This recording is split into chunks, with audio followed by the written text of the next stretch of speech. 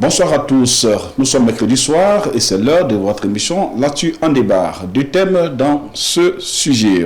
Tiwazaten, plusieurs leaders du FLA, neutralisés par les forces armées maliennes, et nous parlerons bien sûr des rapports 2023 du vérificateur général et de l'OCLEI. Nous en parlons avec nos confrères, Brahma Soulo, journaliste, correspondant des médias au Mali. Monsieur, bonsoir. Bonsoir, Paul Yapi. Idrissa Keita, journaliste consultant. Monsieur, bonsoir. Bonsoir, chers confrères. Vous n'êtes pas sans savoir, l'armée malienne a mené une série de frappes aériennes ciblées ce dimanche 1er décembre 2024 à Tiwazaten, près de la frontière algérienne, visant le Front de libération de l'Azawad, un nouveau mouvement politico-armé. Un bilan assez lourd. Alors, l'armée, on peut dire que l'armée vient de prendre sa revanche sur les groupes armés. Effectivement, c'est quand on a appris cette nouvelle, c'était un ouf de soulagement pour les Maliens, mais aussi on s'est dit quand même que pour une fois n'est pas coutume, le renseignement malien a frappé fort, parce que pour pouvoir neutraliser 8 hauts cadres du FLA, comme vous l'avez dit, le Front National Front de Libération de l'Azawad, un mouvement qui venait tout juste d'être né la veille. Donc c'est quand même un coup de maître que l'armée malienne a fait. C'est, comme vous l'avez dit, le 1er décembre dernier, et ça a quand même réjoui tous les Maliens, même si certaines des victimes étaient quand même auparavant des farouches défenseurs de l'unicité du Mali. C'est comme vous l'avez dit, ces frappes qui ont neutralisé ces ennemis de la nation, c'est parce que la plupart d'entre elles, ces victimes, ont quand même le sang malien dans leurs mains. Quand on parle de ces victimes, il faut songer au bateau Tombouctou, parce que le CSP PDA, qui est devenu aujourd'hui mort, repris par le FLA, quand même les membres avaient revendiqué à l'époque l'attaque des bateaux Tombouctou. Et aujourd'hui, apprendre la neutralisation de ces, en quelque sorte, assassins hors loi, c'est quand même vraiment un grand coup pour l'armée malienne, et que nous en félicitons. Idrissa Keita, l'armée monte en puissance avec cette frappe. Bon, je dirais plutôt que l'armée agit en stratégie. L'armée montait en puissance, oui, mais vous savez, l'armée malienne a des adversaires, notamment à l'intérieur et même à l'international. On se souvient qu'au mois de juillet, il y a eu une défaite. Parce qu'il faut savoir que depuis janvier, le discours du Nouvel An de janvier 2023, le président Assimi Goïta avait annoncé la reconquête du Nord avec l'opération Maliko. Mais pour ce qui est de Tizawaten particulièrement, on peut dire que c'est depuis juillet, le 16 juillet, que l'opération a pris forme. Et quand l'opération a pris forme, c'est à la date du 25 juillet qu'il y a vraiment eu la débâcle que nous savons. Mais même le Premier ministre d'alors avait dit que nous avons perdu une bataille, mais pas la guerre. L'armée a été très patiente. Parce que pourquoi on parle de Tizawaten? C'est parce que Kidal, qui a été vidé de ceux-là qui imposaient le joug terroriste, s'était replié. Et il est connu de tous qu'ils sont entre l'Algérie et la Mauritanie. Tizawaten étant la zone frontalière, ils ont commencé à faire de là-bas leur base et à en faire une équation qu'on pensait compliquée pour l'armée malienne. Mais finalement, l'armée a eu raison de ses adversaires-là, de ses ennemis-là, à travers des frappes ciblées, à travers son logiciel aérien. Chaque fois dans le journal parlé du Mali, qui est d'ailleurs diffusé dans celui de l'AES et vice-versa, on voit les images de l'armée qui cible et qui bombarde. Donc c'est pour vous dire que la victoire de Tizawaten est une bataille de gagner dans cette guerre de reconquête. Et en même temps, l'armée a des vecteurs aériens, et ceux qui voient permanemment l'armée présenter son armement et qui pensent que c'est du bluff vont devoir déchanter. Mais sachez que justement, c'est vrai qu'il y a eu des morts, mais Tiwazatène reste toujours une épine dans les pieds des autorités de la transition. Exactement, c'est pourquoi moi j'aurais quand même voulu le rectifier en disant que ce n'est pas seulement le 25 juillet dernier que Tiwazatène est entre les mains de ces gens, parce que Tiwazatène c'est quand même le bastion des narcotrafiquants de tout genre. C'est une zone contrôlée depuis la démilitarisation de cette zone. Mais moi, j'ai juste dit que c'est une bataille de gagner dans la guerre. Non. Donc, quand vous dites que, par exemple, au niveau de ces têtes de proue qui ont été neutralisées le 1er décembre dernier, on fuit Kidal pour Tiwazatène. Ça, c'est un fait. C'est réel. Mais Tiwazatène, depuis des années 90, n'est pas sous contrôle de l'État central. Ça, c'est un fait aussi. C'est pourquoi, aujourd'hui, nos autorités de la transition veulent coûte que coûte ramener cette ville dans le giron malien. C'est pourquoi j'ai dit que c'est vrai, les batailles ont commencé le 25 juillet, mais quand même, depuis fort longtemps, cette ville échappe à notre contrôle. Monsieur, rapidement, en un seul mot, j'aimerais que nous soyons très clairs. Quand on parle de la crise du Mali, notamment d'abord le septentrion, c'est Kidal. Tiwazatène n'était pas sous les projecteurs. C'est depuis cette question de rétrocession de la MINUSMA qu'il y a eu la guerre de Kidal qui vient d'être célébrée dernièrement. C'est vous qui le dites. Non, je viens. Je le dis pour ce qui est du nord, parce que la crise malienne est à deux niveaux. Il y a le nord et il y a le centre. C'est que Kidal était une zone stratégique. La zone stratégique était la plus médiatisée dans la tête des gens. Mais justement, Tiwazatène, c'est Kidal. Non, j'y viens. On peut s'écouter doucement, on essaye de mettre bas la terre, on revient dans le débat sans trop faux fuyant. C'est vrai, aujourd'hui, Kidal, après que les groupes terroristes aient quitté Kidal, aujourd'hui, l'enjeu, c'est Tiwazatène. C'est ce que j'essaie de dire. L'épine, comment enlever cette épine-là dans les pieds des autorités de la transition? Mais l'épine, l'enlever, c'est une reconquête. On ne va pas s'asseoir pour regarder. Il faut aller à la conquête, il faut aller combattre l'ennemi. Quand l'armée présente permanemment, sa logistique, c'est pour dire qu'elle est en train de se préparer, parce qu'il y a ce plan-là, l'opération Maliko, pour pouvoir reconquérir ces endroits. Et ça sera que dans le corps à corps, dans le tout militaire, qu'il faudra finalement récupérer cette zone. Sinon, à la longue, Tiwazatène sera irrécupérable et beaucoup de choses auront pignon sur rue. Et surtout que, quand les rebelles s'installent quelque part, ça se propage. Alors, est-ce que moi, j'ai discuté avec ceux qui connaissent Tiwazatène. Quand il y a eu ce que vous avez appelé débâcle de l'armée malienne, moi j'ai demandé, Tiwazatène là, c'est maintenant nous on découvre, c'est quelle ville même? Ils ont dit non, c'est vous les sudistes. Voilà. Ils disent vous les sudistes ou du centre, voilà. C'est maintenant que vous découvrez.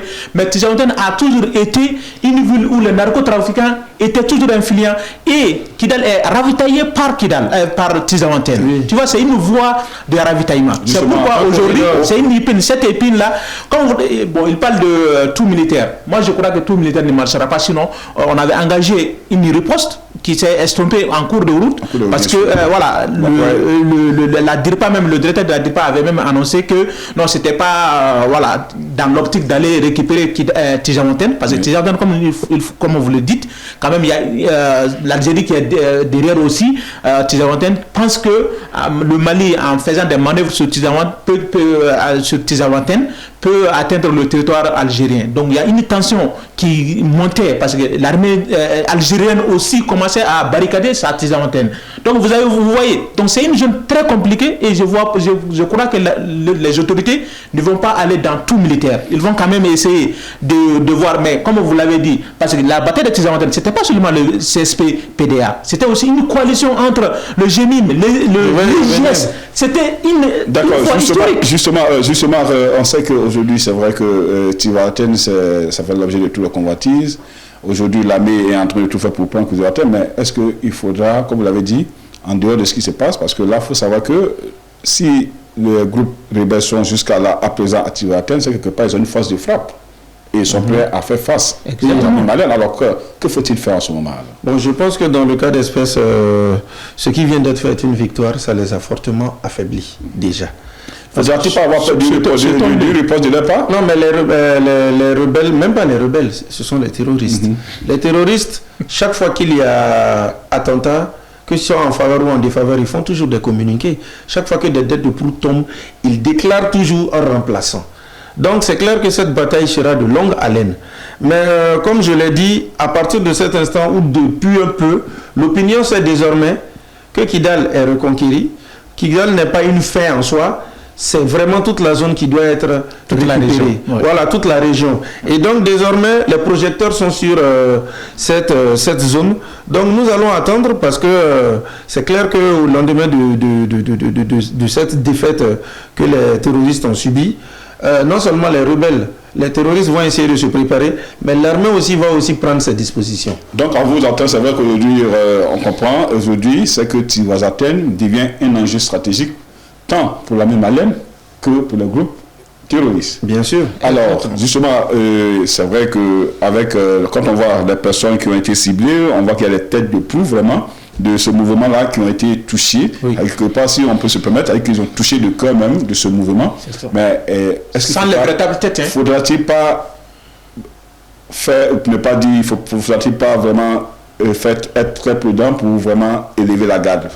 Exactement, parce que comme vous l'avez dit, l'état-major dans son communiqué a dit que cette zone était sous surveillance il y a plusieurs mois. Ce qui veut dire que la surveillance va continuer et tous les mouvements vont être scrutés à la loupe par l'armée malienne.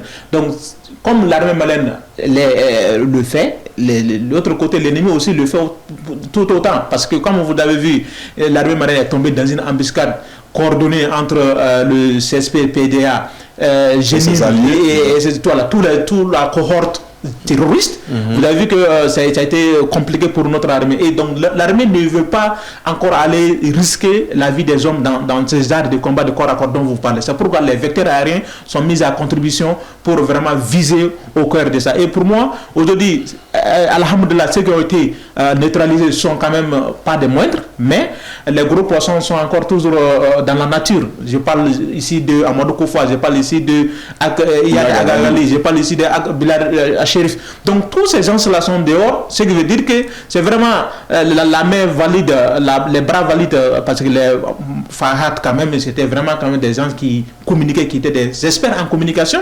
Mais aujourd'hui, on va voir quelle stratégie ils vont développer pour contrôler l'État malien. De mise. Oui, parce qu'il faut savoir que cette zone est sous contrôle aérien constant. Et aussi les renseignements ont été très décisifs. Parce qu'on le sait, hein, dans cette guerre du Nord, dans cette guerre malienne, parfois ce sont les renseignements qui font défaut. Dans beaucoup de situations, même quand on arrive à avoir des informateurs, dans beaucoup de cas, ils se retrouvent toujours à être victimes de représailles pour avoir aidé l'armée malienne. Mais déjà, l'armée est déjà en vigilance, le dit dans ses communiqués. Surtout que moi, j'aimerais toucher sur le point que parmi ceux, on a parlé de Fadi Agamuru, je reste quand même très déçu pour quelqu'un qui a beaucoup défendu le Mali, qui s'est retrouvé du mauvais côté de l'histoire. Il n'est pas le seul parce qu'il y a aussi Fakib, qui aussi était un de ses secrétaires généraux adjoints, et ils avaient une autre tendance du Gatia. Donc, l'armée, cette fois-ci, ne fait plus trop de bruit, il n'y a pas trop de propagande autour. L'armée agit discrètement, et je crois que au fil des mois, surtout que nous sommes à la veille même de la fête de l'armée, on pourra en savoir un peu plus. Mais dans ce genre de truc, mieux est la discrétion, et mieux c'est pour pouvoir avoir la victoire définitive. Ok, la discrétion, la prudence de mise. Nous suivons l'évolution sur le terrain. Nous allons prendre le thème 2 de notre débat. Ce sont les rapports annuels 2023 du vérificateur général du Mali et de l'Office central de lutte contre l'enrichissement illicite au CLEI, qui met en lumière des irrégularités financières graves. Sur la question qui me vient en tête, nous sommes en transition, on parle du Malikoura, on nous a fait chanter dans nos oreilles que lorsque les politiques étaient au pouvoir, c'était la gabegie totale. Donc on dit qu'il a fait même que les politiques sont muselés, mais les rapports qui sont publiés, c'est sous la transition 2017 jusqu'en 2023, 2022 du moins, on voit encore qu'il y a toujours des malversations financières. Alors, qu'est-ce qu'il faut retenir? Ce qu'il faut retenir, c'est qu'on a affaire avec un système et non avec des hommes. S'il faut, parce qu'on a toujours, au Mali, on a toujours le problème d'hommes. On combat les hommes.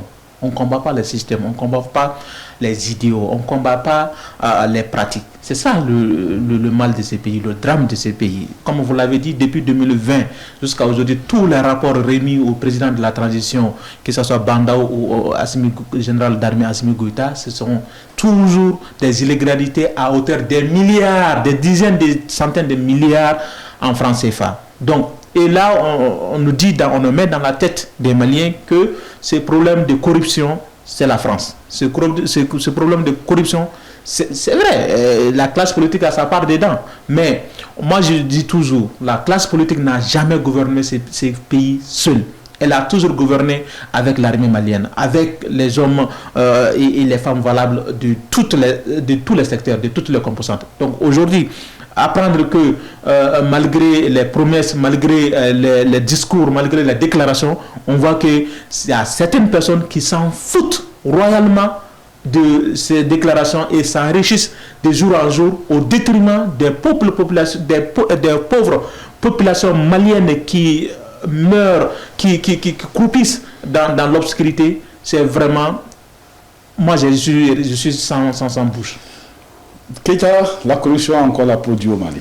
Ouais, je profite déjà pour mettre la pression sur le nouveau gouvernement et je pèse mes mots. Parce que dans le rapport de l'OCLI, l'Office central d'enrichissement illicite, on découvre que par exemple, sur le gouvernement sortant, il n'y a que 5 ministres sur 27 qui avaient déclaré leurs revenus.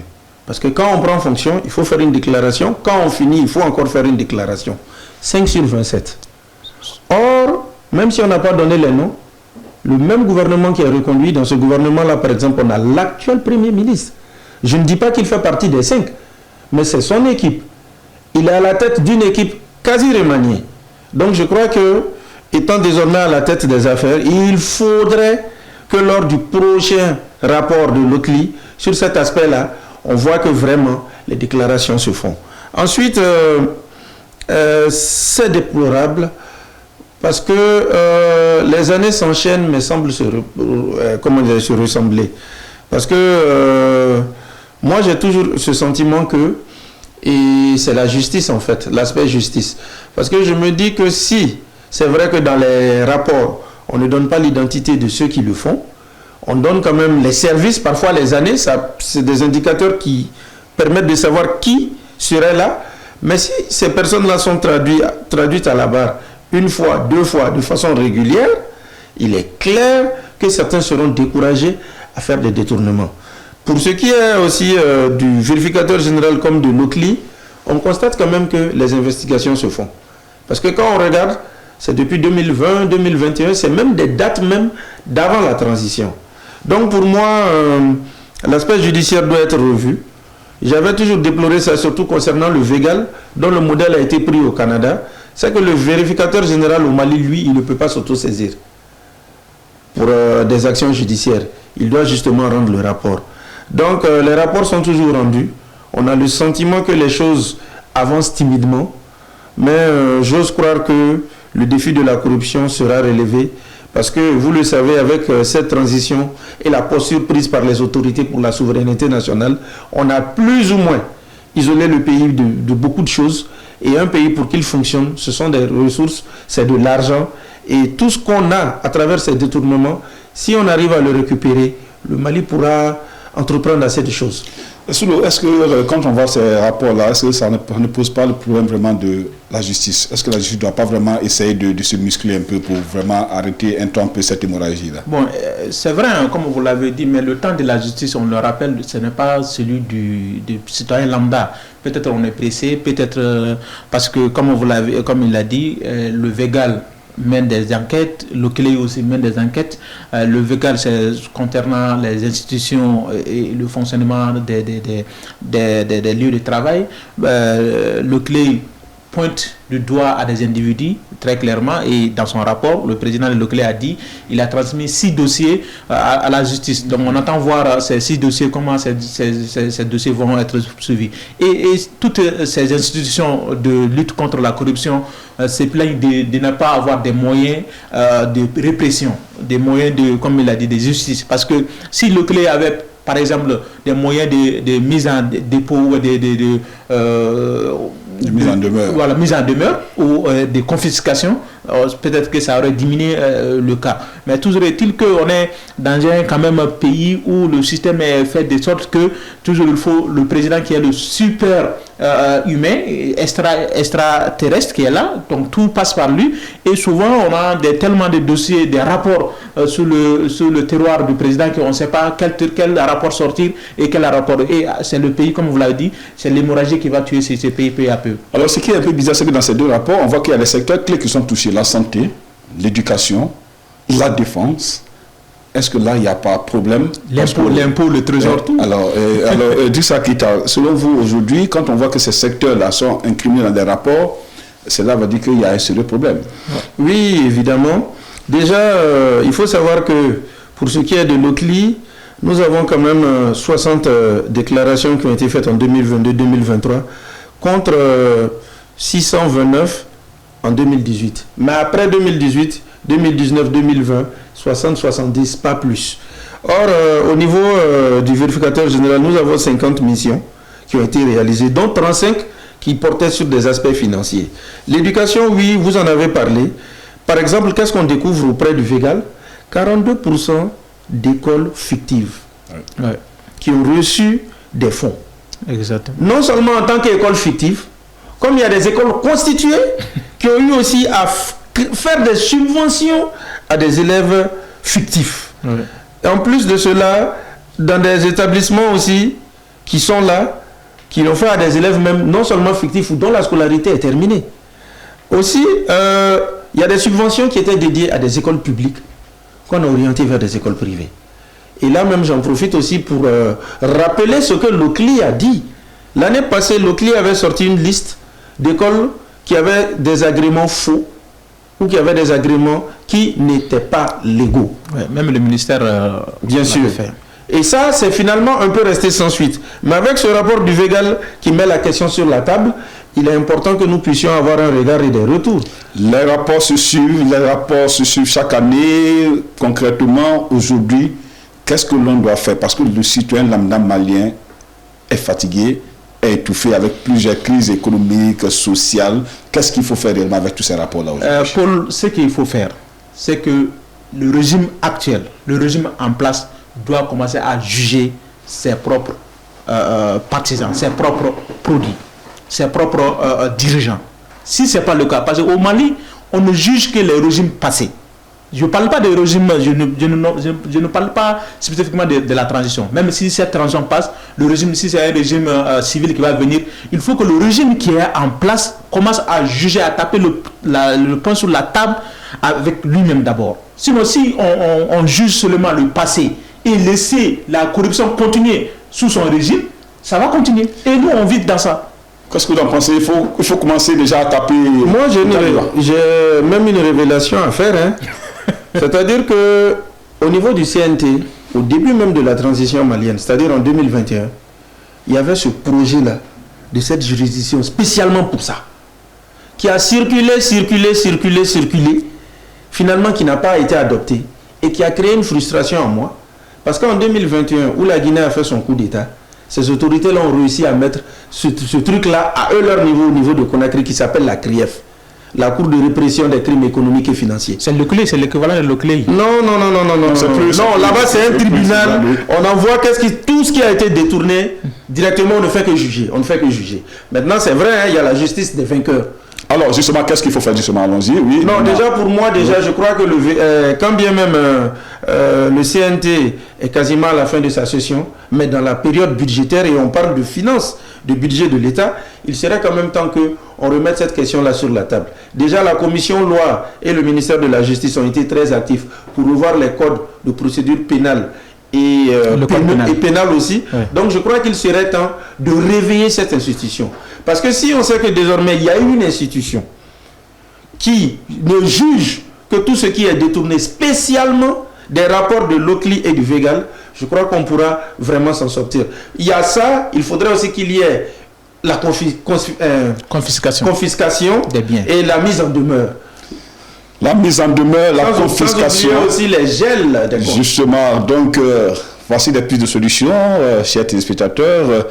nos collègues vous posent la problématique de la corruption qui a la peau très dure. Merci de nous avoir suivis.